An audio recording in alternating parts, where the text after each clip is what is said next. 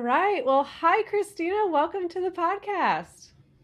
Hello, thank you for having me. I am so pumped for this conversation. This topic is probably one of the most commonly asked questions that I get in terms of science writing. So, can you walk us through just a brief overview of what in the world is a science writer? And we'll include editor in that too. Yes, so I do both writing and editing, and I should say I don't focus exclusively on science, but mostly science and technology. It's the lion's share of what I do, and I'm in mostly a communications role. So that means I'm basically putting out press releases, writing features. I might be helping an organization put together a nomination for an award or helping a scientist put together an application for some kind of promotion or award. So it's a broad range of writing. I heard one of your other guests mention that it's like being a translator, and I think that's very apt. You're basically, a lot of the time you're trying to translate complex topics for an audience, but sometimes you're also speaking to a technical audience, so you need to keep your audience in mind always. But yeah, so I have a variety of clients. Some of them are national research labs under the Department of Energy. Some are nonprofits. Some are companies. And I also write for a few publications, including National Geographic, which is where I worked before I went freelance. Oh, I can't wait to dive into that one. So, but before we do, you are an independent freelance writer. And so Yes. your typical day might look a lot different than our typical 9 to 5 jobs. So, can you walk us through what a day looks like for you? Yes. Well, so one of my favorite things is that I start work whenever I want.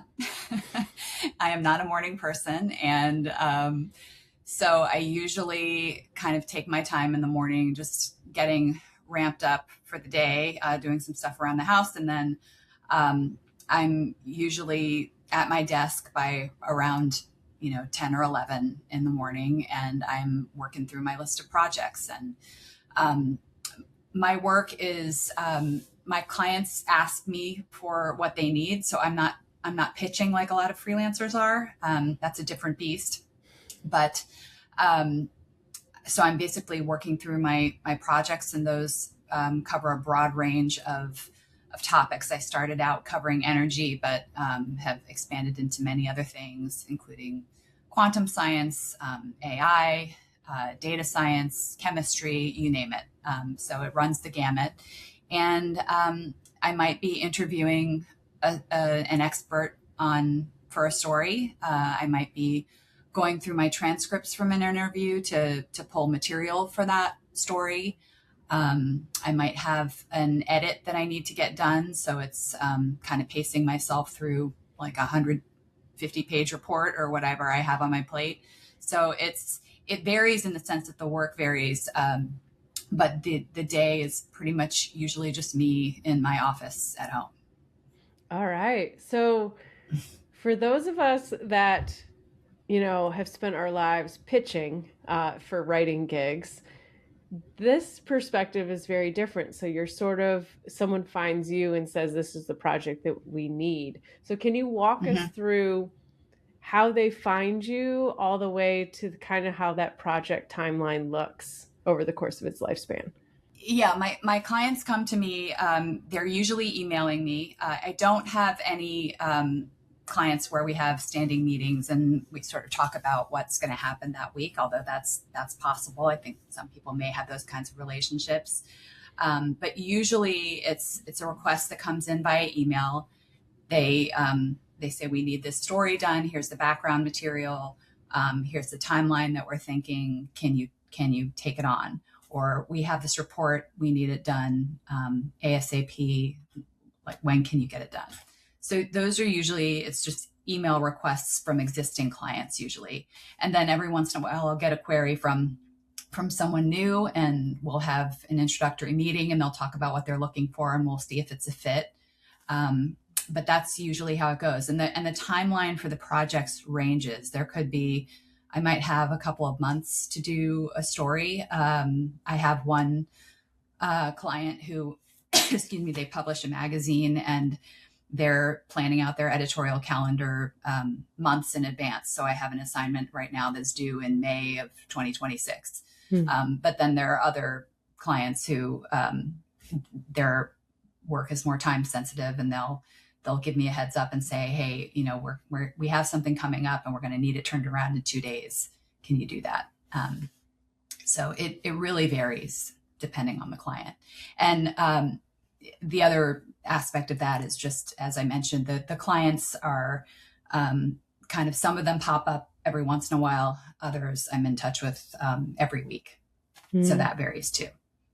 So I assume at some point you have the product. So here is the article that I've written. Do they go through it, send it back to you for further edits, or is it usually a one and done submission? It depends. There is definitely a process, particularly for the writing that I do for the Department of Energy. There is, as you can imagine, a whole approvals process, and I'm usually going back and forth with not only the PIs on the project, but sometimes executive leadership who are reviewing the story and kind of making edits depending on those requests from different reviewers. And then other places, I just kind of hand something off and they might send me the last, the final version for review, and then that's it. So, but usually there is some kind of a back and forth. There is some kind of review process. A lot of the writing that I do also involves corporate clients who are reviewing what I've done. And so they might have messaging that they want to incorporate, or, some other kind of request like that. So there is definitely a back and forth. Gotcha.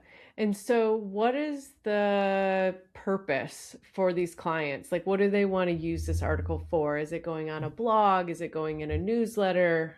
What is the end game for them? It really depends. Some of the work, a lot of the work that I do for the Department of Energy, they have specific objectives in mind, and those vary depending on the project. They might be looking for corporate partners for work that they're doing. They might be interested in teeing up a new user facility that they have, or upgrades to a user facility. So they really want to get in users to those facilities. And a lot of times just the baseline is just publicizing their work, making sure that the audiences they care about know that this work is happening, and getting people interested in it, because that rolls up to funding. And so that's really usually what it's about. For nonprofits and some of the other, some of the work that I do related to that, it's similar. They'll have campaigns that they're working on that they want to publicize, and they have target audiences for those. They might have populations that they're working with, or again, funders that they're trying to reach. And so, that's an important part of the conversation when you start an assignment, is to make sure that you understand what the goal is and who the audience is before you start. Wow. I mean, this sounds like such incredible work, because some of the most brilliant scientists aren't the best at communicating with the general public or stakeholders and less technical folks. And so that liaison role can really help science happen. Yes, absolutely. And, that's a message for anyone in science. It doesn't matter whether you're a writer or not. It's so important that you're able to talk with anybody about what you do.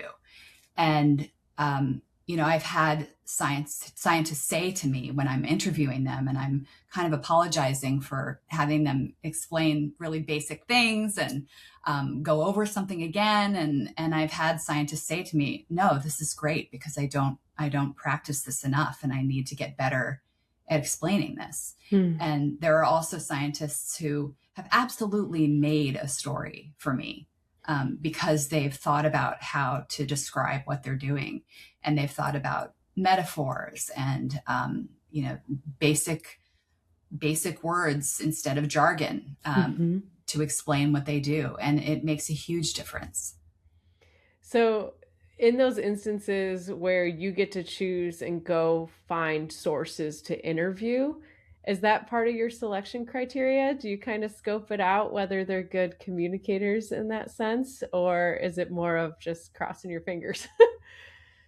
It's a lot of crossing my fingers. Okay. I wish I had more agency over,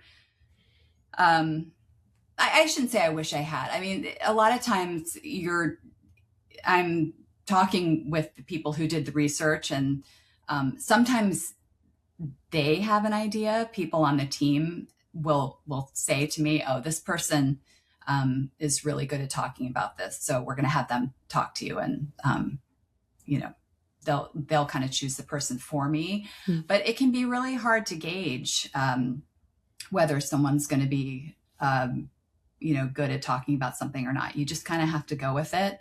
And sometimes, the other thing is that people aren't necessarily great talking about something on the phone or in an online meeting, but they can really dive into a document. And one of the fortunate things about a lot of what I do is that I do work collaboratively with the researchers that I write about.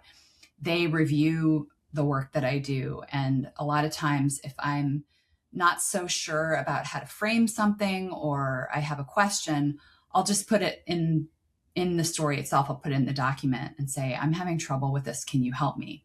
And some scientists are better at just kind of going in and, tweaking a word or adding a comment to explain something instead of, telling it to you. Mm-hmm. So it really depends on the person in terms of how they communicate also. Well, it's nice that you give them multiple avenues in which to sort of contribute and share their insights, because you're right. Some people are better in writing, some people are better verbally. So, absolutely. Yeah. So, I'm curious. You've been doing this a while now, so there must be something Mm-hmm. about it that's got you hooked. So, what do you enjoy most about your work? Um, the baseline is that I enjoy the flexibility. Hmm. That's so personally for me, I enjoy the flexibility. I enjoy that um, I'm learning all the time. I find even things like technical editing, which might sound dry, I find it almost addictive because I love just going through and trying to find typos. That's just something that I like to do. So that part of it I really love. But I have also enjoyed making my clients happy, and those include the researchers that I work with. I like the challenge of trying to figure out how to tell a story, and then being able to take that back to the scientist that did the work and have them say, you got this right. Hmm. And it's even better when that story or that award nomination or whatever it is going to draw attention to their work. I mean, that's what it's all about. And I really enjoy the fact that even though it's a small role, I am supporting scientists in getting funding, in getting promotions, in getting recognition for what they do. And I think that's really important. Hmm. Speaking of recognition, is your name written as the author, or are you a ghostwriter in certain cases? I've been both. I really enjoy ghostwriting, actually, because it gives you a chance. I did that I've done it for a national lab. I've done it for some environmental nonprofits. And a lot of times it just gives you a chance to, you're usually in the position of more making an argument or putting a point of view across for a blog post or an op-ed. And so those are fun. But then other times I usually have a byline. And sometimes, every once in a while, I'll just have something be attributed to like staff or the name of the communications person who they want for media outreach is on the story. And Okay. I'm kind of credited at the bottom or something like that. So it varies. Okay. Awesome. And then no job is perfect. So what would you say are the less appealing or challenging aspects of your work? There have been stories where I'm like, I have no idea how to start this. I don't even understand the name of the paper. Like, I don't even understand the title of the paper that I'm looking at. How am I going to do this? That's part of the fun, but it definitely, there are days where I'm like, um, and I sometimes wish I had more support in terms of understanding those concepts. I mean, you might get a half an hour with the researcher. They're very busy. I can't ask them to give me a course on physics. And so it's really up to me to kind of figure things out a lot of times. And particularly for, I would say the area that I've had the most challenge with that is quantum science. It's so dense and it's so difficult to grasp for a layperson like me. And I've wished that I had sort of someone in between the communications team and in between the research team to just help me kind of put concepts together. So that's a challenge sometimes. Like I said, it is fun too. That's part of it, but sometimes it is a lot. The other thing I should say that people should know about freelancing too is that there is the whole admin side of it and kind of keeping your business going. That's not something that bothers me particularly. I actually like it, but I have heard other freelancers say, that was what broke me. I just, all of the invoicing and the figuring out the taxes and keeping my website up to date and all of these things that you're in charge of, they just didn't want to be in charge of. They wanted to have, a staff role where they didn't have to think about that stuff. So that's another challenge that people encounter. Yeah, absolutely. And going back to your comment about quantum physics and it feeling, a little over your head and having to grasp that, there's an element of that is actually such an advantage. And I say that from the perspective of a professor who used to teach intro bio. And if you imagine all the topics in that course, it's not all my specialty. And so when I taught genetics, I probably taught it at a way deeper, more advanced level that students were like, dear goodness, this is so hard. Versus when I taught photosynthesis, which is not my specialty. And I basically studied it right before I had to teach it. And it probably felt much more at their level and reachable because I focused on the nuts and bolts of it, like basics. This is what we need to know versus getting caught up in the weeds. So while challenging, I think there is an advantage to have less knowledge on a topic if you're the one communicating to the layperson. Oh, absolutely. That is absolutely true. And I think the one other challenge that I should mention is just that as part of that, you are dependent a lot of times on the scientists to help you, and so that experience varies a lot. And there are scientists who either make the time or have the time to explain things deeply, to give you all the resources that they can, to take time with your story. And then other times you don't get that as much. Sometimes scientists decide that they want to wordsmith your story and they do things that you don't like.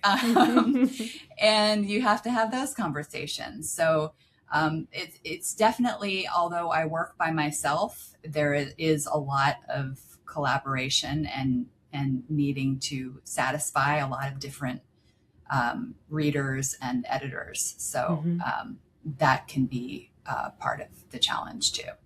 Yeah. Wow. Okay, well, let's go back in time a little bit, back to your childhood. What was the very first thing you remember wanting to be when you grew up? That's hard. Probably a singer, to be honest. Hmm. Like I don't have, and it's funny, talking about all the conversations with scientists.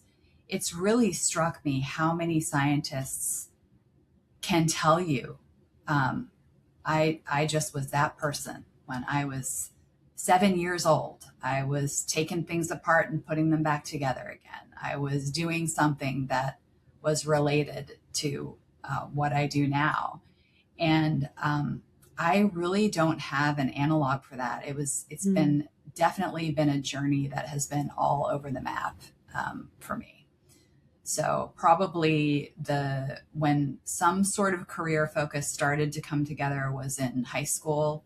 Um, I I was an avid consumer of magazines and pop culture and entertainment, and so I thought it would be a dream to be a writer for Rolling Stone or Hmm. to um, interview celebrities and just be part of that world. And the other thing that I was interested in was television production. I thought maybe I wanted to work in documentary television. So by the time I was in college, I had a pretty good idea that I wanted to do something media related, but that was about as specific as it got. Hmm.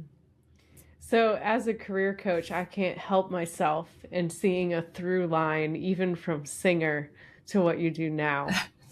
Because think about it, a singer is such a storyteller, such a communicator. It evokes Mm-hmm. emotion, it evokes interest, right? And so that's what you're doing with these articles is you're drawing people in, you're getting them interested and engaged in whatever it is you're writing about, be it science, sustainability, quantum physics. That's a good point. I hadn't thought about it that way, but Yeah. yeah, Well, we'll see. harmonizing. Yeah, we'll see if this Yeah. holds true. My 5-year-old wants to be a lawnmower when he when he grows up. So we'll see. We'll see what he ends up being, and how what through line I can find there. But yeah, that's loves it. that's an original. Yep, absolutely. Well, cool. So you didn't become a Wait, singer. can I Oh, go turn ahead. that question back on you? What did Oh, you feel want to free. be when you You know, I don't honestly remember much before I was 12. And I Mm-hmm. had some family stuff go on that I think that's just how my body responded to it as a self protective mechanism. So honestly, I don't know. Mm-hmm. But when I hit ninth grade in high school, that's the moment I knew with utmost certainty I was going to be a professor for the rest of my days. And so my mom does tell me stories about me in my elementary school years giving my sister fake homework. So that tracks. So that I would be a teacher. Oh, that's great. Yep. Yep. So I think, yeah, I probably wanted to be a teacher from early on based on that story. That is great. Yeah. Well, I love it. I love you turning it around on the interviewer. That's the best. That hey, it shows that that's part of what you do in terms of Yeah. interviewing other people. You should probably host your own podcast. You're probably good at Uh, asking questions. yeah, if I didn't have to actually be articulate on a regular basis, that might be okay. Yeah. Well, that's the beauty of writing is you can Yeah, draft it multiple times before anybody sees it or hears it, right? So, exactly. yeah. Exactly. Well, cool. Well, you, from our earlier conversations when we first met, I know you didn't start out in the sciences in any stretch of the imagination. So, can you walk us through kind of your major milestones from high school to today? Yeah. So, yeah, definitely not a natural science person. I was an English major in college. I went to the University of Pennsylvania. Well, I started out going to Washington University in St. Louis.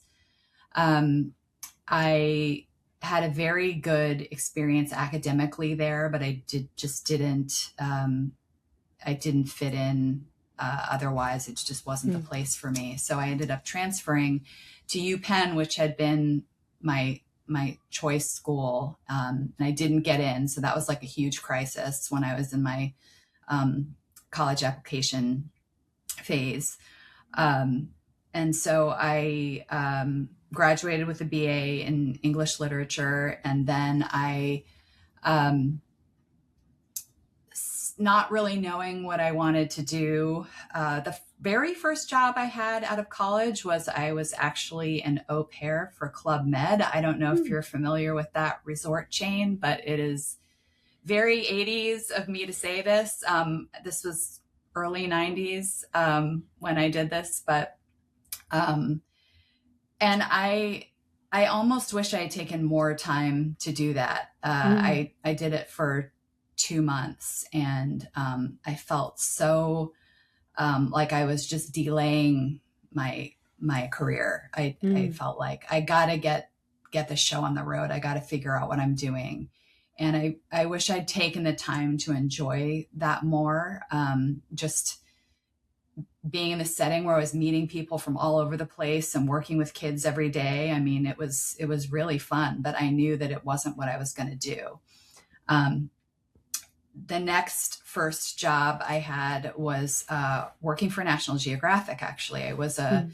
an assistant there. I grew up in the DC area, and so I applied to a lot of places in the DC area, just trying to find some kind of media related job. And I was a floating assistant. So it was a good entry level job in the sense that you got exposure to a lot of different um, groups within National Geographic. I was doing things like answering the phones while people were on their lunch hour. Because we did have voicemail in the early 90s, but somehow at National Geographic, it was not okay to let the phones go to voicemail. So really, really basic stuff. And I was feeling pretty frustrated because I just wanted to be doing more. And it felt like it was going to take forever to get any kind of writing or, real experience there. And I was talking with someone in one of their divisions that did CD-ROMs. So there was a period in the 90s when a lot of entertainment and education was put out on CD-ROMs. And I thought that was a really cool analog to TV documentaries. Like it was still kind of educational and information driven, but it was a new medium. And so someone at National Geographic told me, if you're interested in this, you should move to New York. There's a lot of stuff going on there, and there's tons of companies that are startups that are doing this. And I was already interested in moving to New York, and that kind of really solidified that there was a career reason for me to do it. In addition to the fact that there were so many so many media companies based in New York. So I moved to New York. I was a fact checker for Martha Stewart Living magazine. I did eventually find work with a multimedia company working on CD-ROMs, and that was my entry into the digital world and being able to work with computer-based media. So the web was just becoming a thing at this time, and that was my entry into doing web-related work. And that was sort of my way of being able to do what I wanted to do in terms of having responsibility for research and writing things and doing editorial projects. But it was moving much more quickly than traditional media at the time. So I worked in a variety of newsrooms, and I worked for America Online at a couple of points. And I worked for National Public Radio doing work for their website. And these were all editorial positions, but with a web production slant. So handling a lot of the publishing and some of the technical aspects of putting content up. So that work was a really cool way to be involved with some big media companies at the time, and to to get exposure to a place like NPR was really cool, because I was an avid NPR listener, and so to be able to work with those shows and get to meet some of the talent that worked there was really cool. The other side of that, though, was that it just didn't feel like I had a whole lot of I wasn't really writing a lot of the time. I was kind of managing other people's writing and kind of putting things up online and making editorial decisions about what should go on the homepage, or stuff like that. But I wasn't really writing. And it wasn't until I got to National Geographic the second time around, I was looking for a job. I didn't really have a particular idea of what I wanted. I was really just trying to get out of the job that I was in at the time. This was 2010. And I saw this job posting at National Geographic, and it was for a web producer for an energy website, an energy focused website. And I applied to that job, not knowing anything about energy, really questioning whether I wanted to work on something like that, because I didn't have any interest in energy, but I wanted to work at National Geographic. I thought it was a great opportunity to be able to go back there, after having been so frustrated as an assistant, in my early career, to go back as a staffer and really be an editorial staffer there. And so that was really my entry into science writing, because that allowed me to develop a specialty in energy and climate. It was just me and a writer who really handled the bulk of the editorial. She was an experienced journalist. I was, more of this person who had a web background, but also editorial skills. And she really mentored me and helped me understand a lot of the energy stories we were covering. And that turned into me writing more. I was already kind of managing a blog. I was helping with interactives that we were producing. I was being a second eye on her stories. And eventually she, started assigning me things. And that was not my first time writing, I should say. I did actually fulfill my dream of becoming an entertainment journalist for a time. So I did spend a period in my late 20s covering entertainment, and had been a writer before. So it was not my first time in a writing job, but this was my first time writing about something so dense and complex. And there are so many competing interests in energy. So managing which sources to talk to, and how to tell those stories that can be very sensitive, was a real education for me. And also being exposed to all the journalism at NPR that was happening. There were many learning experiences along the way.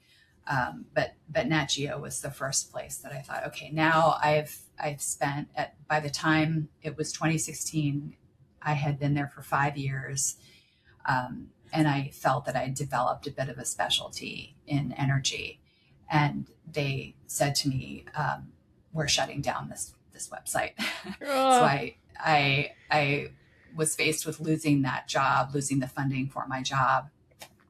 And the editor at Nat Geo at the time offered me a position as a web producer. So she said, we don't have your, we can't continue your job as it is now, but do you want to stay? And you can stay on as a web producer. And I just couldn't do it. I felt like I had already made that transition and I didn't want to go back. And I remember her saying to me with this really skeptical look on her face, like, do you really want to just go freelance and not have the experience of working here? You'd really rather pick that over continuing to be here? And I just said yes. I really would, because I'd reached my limit. I wanted to use the expertise I'd developed there and see if I could be my own boss and make it on my own. And lo and behold, you have. Yeah. So, and I have not looked back. Yeah, and I was surprised too when I made that transition to working for myself, from that security of, the guaranteed paycheck, to doing this. And same as you, now that I'm in it, there could be a university right next door to my house and I wouldn't take a job there. So yes, I just love what I do. Yeah. And I should say, of course, there's risk and there's nothing wrong with wanting security. I totally respect that there are people who are like, I just don't want the uncertainty of being freelance. But I will say that if you look at it as you're building a business, you're probably going to have more control and stability if you do it right than you would in a traditionally quote unquote stable role. Agreed. And we're recording this podcast episode at the end of 2025 when thousands of people in government jobs, which have arguably been the most stable you could possibly get, out of the blue, lost their jobs. And we're talking places like NASA, U.S. Fish and Wildlife Service, USGS, like these very stable entities. So yes, you never know. Yeah. And that's another argument also for, if you are a freelancer, keeping a diverse roster of clients, because when the pandemic hit, a lot of my nonprofits went away. A lot of my nonprofit work went away. And the research labs were really my bread and butter. They are what kept me going. The work did not stop, and I was busier than ever during the pandemic. But in the beginning of this year, that flipped on its head, and a lot of the research lab work that I was doing went away, and other clients came in to fill that gap. So it's really important not to rely on a single, one or two sources of income. It's important to diversify and to never stop cultivating new clients, new work, new topic areas, because things do change so fast. Man, that's such good advice. I'm afraid to ask you this next question, which is, what advice would you give to someone interested in pursuing this? So I guess there are a couple of answers depending on how you want to, I guess there are a couple of different answers depending on what type of science writing you want to do. But the most basic answer to that is write. And that sounds obvious, but it's really easy to talk about writing. It's really hard to actually write. And if you're just starting out and you're looking for an opportunity to get a role somewhere, and I do recommend trying to start out as a staffer or with some sort of regular engagement where you can have a relationship with an editor. That's really important. You're going to learn from working with editors as a writer. And a lot of times freelancers don't get that kind of attention. So that's one thing I would say is, first of all, write, but then cultivate relationships where you can get feedback on your writing. And the beauty of working now is that you don't have to wait for anyone to publish your writing. You can publish it and you can use your pieces to get a foot in the door somewhere. Having a specialty helps. So try to focus your writing, try to focus what you want to write about and what you want to do. And just focus on getting better every day. And then as a freelancer, I would say time management and communication with your clients are more underrated than I thought, because I've worked with a lot of freelancers myself as an editor in my staff jobs. And I even went through a period where I hired some freelancers to work with me on projects. And it's a really underrated skill to deliver things on deadline, to pay attention to accuracy, read your work over twice before you file it. Communicate with your clients. If you're running late on a deadline, say, hey, is it okay if I get a little more time on this? I'm almost there, but I just need another day. Those kinds of things go a long way to cultivating long-term clients, because they know they can trust you. And those sound like basic things, but they're almost more important than how good of a writer you are, because you can learn to be a good writer.